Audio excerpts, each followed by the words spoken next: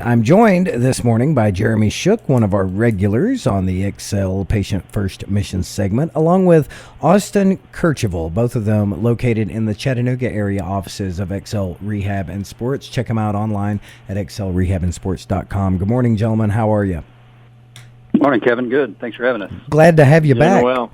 Glad to have you back, Jeremy, and glad to welcome you, Austin, to the show. Today, we're going to talk about something that a lot of people don't want to talk about this time of year because it's the holidays and they got enough on their minds. But exercise, it's pretty important, and it's a pretty important topic right now, Jeremy and Austin, because of COVID-19. And I say that because exercise is one of the key factors into boosting the immune system, right? That's right. Yeah, exercise can go a long way in overall health, obviously, but especially this time of year when we're trying to fight not only COVID, but flu season and cold season, lots of germs and bugs floating around. So I'm happy to have Austin with us. Austin's one of our newer, younger therapists, but he's just an expert in a number of fields, and this is one of the areas that he's done a great job bringing a lot of good resources to us. So I didn't even want to try to act like the guy to talk about this today. So I asked him if he would join, and he graciously said yes. Well, let me ask you, there might be some listeners right now. So if Austin, you're the man to talk to about this, I guess, since Jeremy has given you such a glowing recommendation.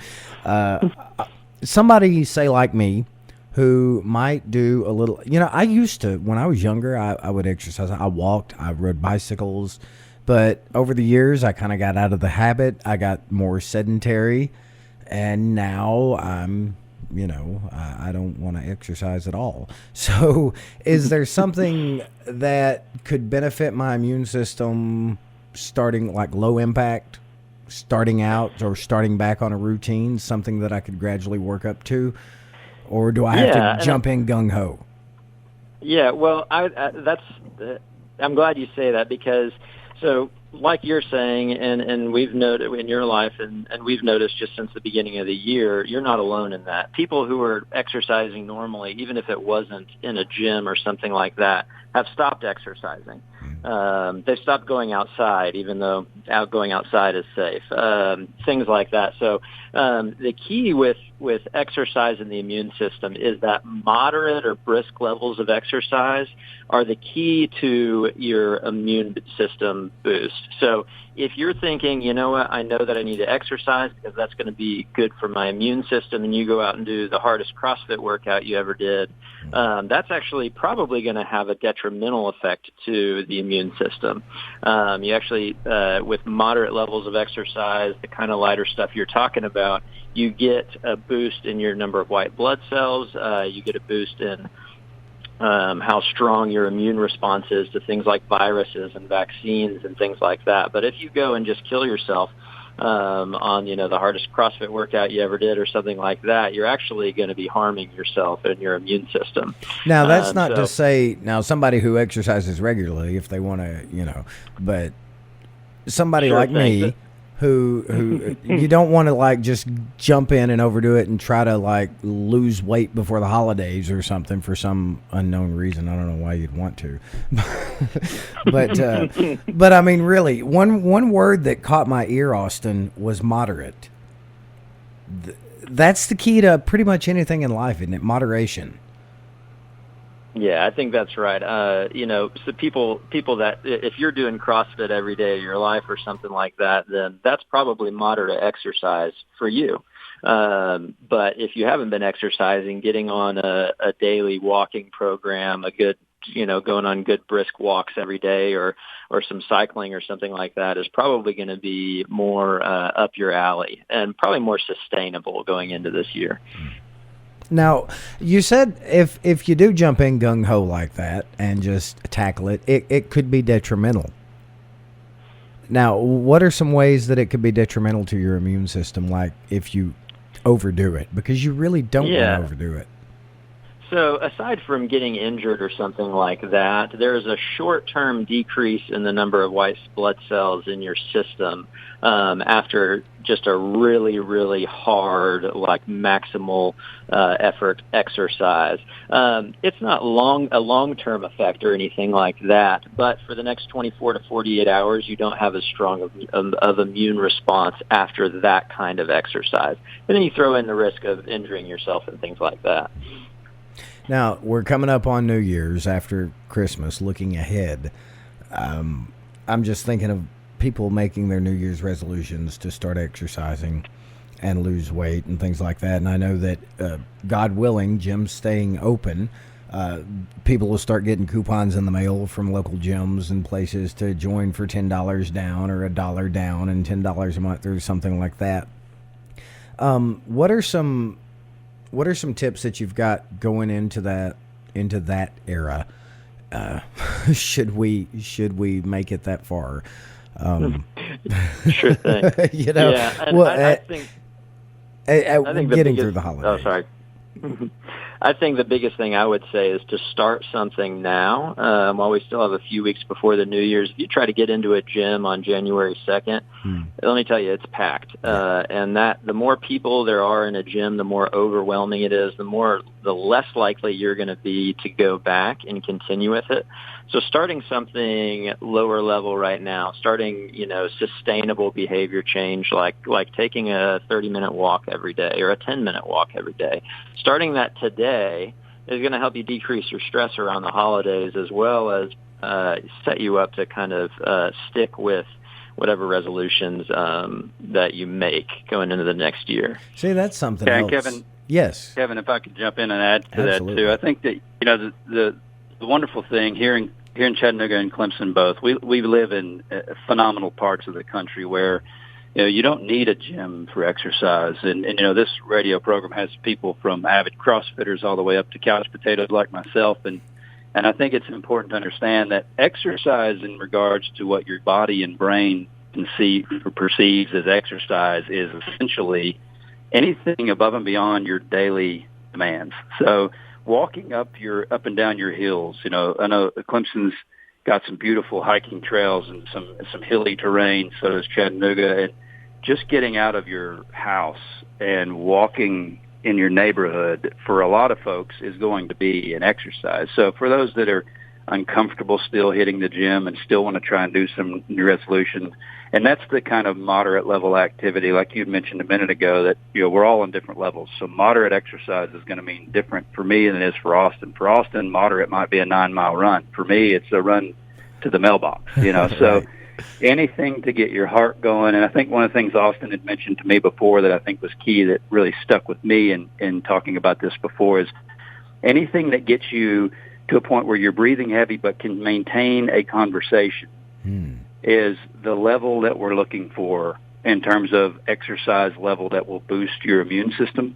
Anything where you can't carry on a conversation anymore, you're pushing it to a point where you are going to have that short-term reduction in white blood cell count and immune response. But again, it's short-term. So if you're if you're a listener and you're a avid exercise person, we're not trying to suggest that you need to back off on your exercise. It's just about what's moderate to you. Now, I know that you guys primarily, your name is Excel Rehab and Sports, and that implies rehabilitation from injuries. But say you get stuck and you don't really know, you don't really have a plan.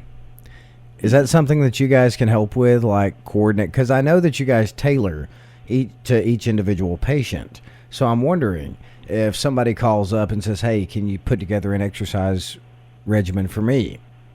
Something that I could do to start out a program. Is that something that you guys could do? Well, it's something I think we all have a passion for. However, there are very qualified, good experts out there that we have worked and developed good relationships with in our communities of who do we trust. I think you've got three kind of levels of people when you're discussing entering into an exercise program. You've got your healthy, no restriction kind of folks. They can just go after it. You've got your folks that are injured and don't need to be doing anything right now. And then you got really the middle ground there is maybe if you're coming off an injury, maybe if you're having some issues with some things, then those are the areas I think where you can really help. Another thing I like to talk about with people who are jumping into an exercise program or starting up a New Year's resolution is, the body's response to exercise. There will be some soreness. There will be part of the tissue breakdown and tissue rebuilding that occurs when you're pushing your body beyond its normal capabilities. And so there is going to be some soreness associated, but that soreness should only last a few days, up to a week. If you started a new exercise program and your shoulder starts bothering you and it just won't go away and it's been a couple weeks, those are the times when I would highly suggest you utilize our free screenings. Give us a ring and say, hey, this shoulder, I just started an exercise program, my shoulder's bugging me. Kevin, we see this a bunch, about the third week of January through the middle of February. It's about the time the tissues start to break down beyond the repair for some folks that are pushing it too far. So those are the folks that I think we can help the best in terms of helping you stay on track once you start. But, again, don't go rushing off. If you have any soreness after the first day, that is perfectly normal, and you shouldn't be necessarily worried about that. But if it lingers and doesn't clear, then those are the ones that I think we can help the most with. Now, how would you recommend starting out? Would you start out maybe 10 minutes a day, 15 minutes a day, every day, or would it be like an every other day kind of thing? How would you get a good routine established? Austin, I'll let you chime in on that if you like. Yeah, I think people often get off or fall off the horse because they start with this lofty idea of I'm going to do it every single day. And if it's something like a 10 or 15-minute walk, I think that's perfectly fine to say, hey, I'm going to try to do this every day or most days, like 5 days a week or something like that. But if you're talking about getting in the gym and lifting weights, I wouldn't start a program like that more than 3 days a week or something like that, 2 to 3 days a week, until your body gets used to it a little bit more, and you're doing a little bit more region specific stuff. So if you if you worked out your arms one day, you're not going to go do it again the next day, or you can risk damaging some things. But yeah, I think for adherence, if it's something light that you incorporate just into your daily life, like walking the neighborhood or something like that, try to do that 5 times a week or most days. I think that's a fine goal with that. But if you're getting in a gym lifting weights, if you go out there trying to do it every single day, my guess is you're probably going to fall off the horse. Right. So once again, we circle back to that word moderation. Well, and I can speak as the father of an 8-year-old. Kevin, I can relate to your story. I used to exercise all the time, and then life changed. And, it is, I think Austin mentioned something there that I think is key for folks like me that probably need it the most, which is, work it into your life. Take a family walk after dinner. You don't have to choose family time or workout time. Blend the two together and just become more active. And we won't even get into the diet realm of things, but that's another piece that we could talk about in terms of immune system boost and exercise boost. But yeah, I think it's one of those things of just trying to integrate it in. And I agree with Austin 100%. Working in that daily activity that's a walk after dinner, and then working in some weight training stuff in moderation about 3 times a week early on until you're ready to pick it up and take on more. I mean, we could touch a little on the diet issue because, the two go really hand in hand, honestly. And when you're talking about boosting the immune system, diet is a key factor along with exercise and, of course, getting your plenty of, 8 hours? Is that what they're saying? Or did they change it to like 6 so that we'd stay awake and work longer hours? Yeah. And I think, for us, in physical therapy world, there are registered dietitians and nutritionists out there that are definitely higher up the food chain, so to speak, in terms of their knowledge base with these types of things. No pun intended. Exactly. I have a cursory understanding of it. I'm not sure what Austin's understanding, if he feels comfortable jumping into any advice on nutrition that we have, but certainly your nutritionists and dietitians are going to be your best resource for the more detailed stuff. But Austin, do you have anything to add on that?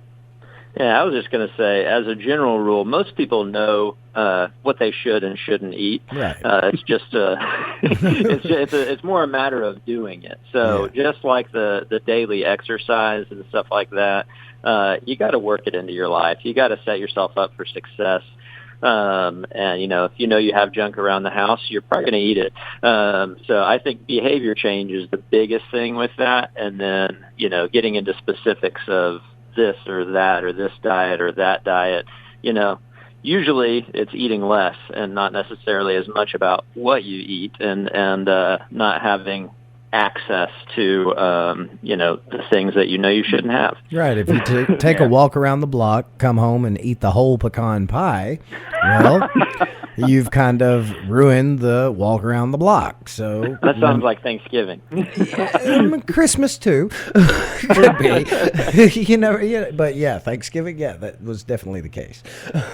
So but portion control. Portion out control. The window at holidays, but portion control is key. It's not the time of year to be talking about portion control, but we really, maybe it is because maybe a lot of families did like virtual holidays, so a lot of dinners may have been scaled back at Thanksgiving this year. They might have made a smaller version of grandma's dressing, or that could be a thing going on. And I've heard so many little tips about portion control. One of them that just sticks in my brain as we speak about it is I'd heard a tip at one point to put your fork down between every bite. Just slow down in eating. And I am guilty of many times the day is just so busy. I eat lunch in about 7 minutes, and Did you learn to eat in the military? 10 minutes later, about 10 minutes later, I'm going, wow, I ate too much. Yeah, but it's too late by then. Yeah, exactly. So, guys, what are you guys seeing this time of year as far as injuries are going? What are some of the stuff that's coming into the office around the holidays right now? Well, this is deductible December, Kevin. Deductible December. We're seeing lots of folks who are desperately trying to get things fixed and having surgeries and doing things now that their insurance is finally starting to actually pay something. And they're all coming in with waves of that. Generally speaking, we do see a lot more of our post-operative type cases of people. And I'll just say this out there for folks that, if you have surgery on December 28th, you will have therapy afterwards. So, having surgery in December sounds great, but you unfortunately are going to reset your deductible on January 1 for 90% of the people out there. And you're still going to have to go to therapy. And more than likely, most plans in therapy are deductible plans, meaning you will have to hit your deductible first before the insurance picks up. So in many ways, early January is not a bad time to tackle these things from a deductible perspective. I personally don't think you should suffer any longer than you have to, regardless of what it is. But, right now it's a lot of post-operative stuff. In the next couple months, we're going to start seeing more of the people trying to do the right thing. And I don't want to speak for Austin, but I think I can when I say that this is one of the reasons we got into this profession, was to allow people to continue to do what they want to do. And when you've made that mental commitment to try and eat better and live healthier, and then you injure yourself 3 weeks into it, it will derail those plans in a heartbeat. So we really work hard to try and keep people on paths. We're not trying to pull you out of your exercise program. We're trying to help you modify it so that you can continue your exercise program, because we know how hard it is to get into that routine and how easy it is to fall out of it. So we work really hard during the January, February months to try and keep people into those new routines that are going to have huge impacts on their life down the road. But right now, it is definitely deductible December.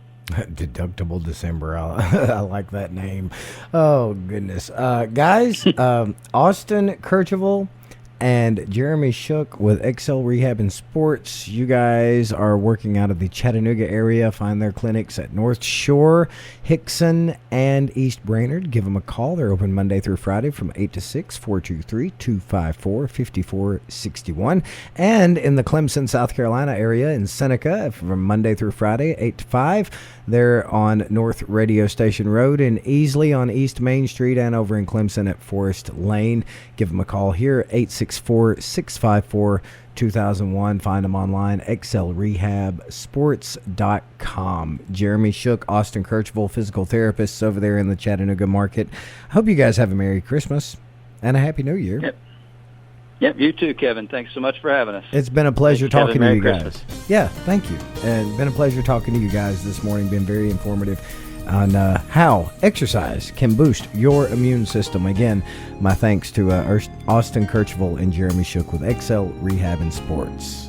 That's going to do it for the Excel Rehab and Sports Patient First Mission segment. To learn more about Excel Rehab and Sports, visit them online anytime at excelrehabsports.com. Excel Rehab and Sports. There is a difference.